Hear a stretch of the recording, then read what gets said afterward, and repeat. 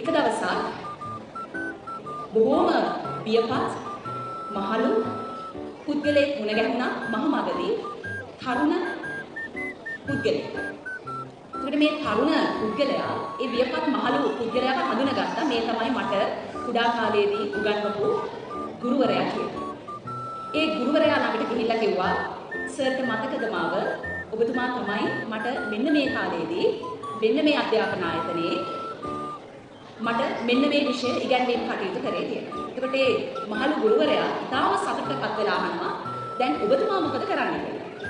එතකොට ඒ තරුණයා කියනවා මමත් ඔබතුමා වගේම දැන් ගුරුවරයෙක්. ඔබතුමා තමයි මට ජීවිතයේ ගුරුවරයෙක් වෙන්න පෙළඹවීමක් ඇති කළේ කියලා. එතකොට ඒ මහලු ගුරුවරයා අහනවා මොකක්ද ඒ සුවිශේෂී සිද්ධිය කියලා. එතකොට ඒ තරුණ ගුරුවරයා කියනවා මම පුංචි කාලේ එක දවසක් එක ළමයෙක් බොහොම ලස්සන වටින ඔරලෝසුවක් පන්තියට අරගෙන ඇවිල්ලා තිබුණා. ඒ ඔරලෝසුව දැක්කහම මට ආස හිතුණා ඒ ඔරලෝසුව මගේ කරගන්න. මම ඒ ඔරලෝසුව අනුන්ගේ කියලා දැනදැනත් ඒක හොරකම් කරා. ඒක මම බෑග් එකේ දාගත්තා. ඔරලෝසුවේ අයිතිය තියෙන ඒ යාළුවා ඔරලෝසුව නෑ කියලා අඬද්දී ඔබතුමා තමයි පන්ති කාමරේ හිටියේ. ඔබතුමා එදා බොහොම අපූර්ව වැඩක් කරා.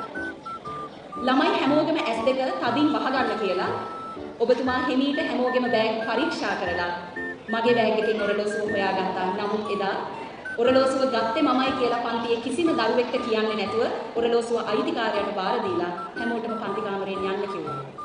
මම සතුටු වෙනවා එදා මාව හොරෙක් නොකරපු ඔබතුමා ගුරුවරයෙක් විදිහට දුන්නු ආදර්ශය ගැන.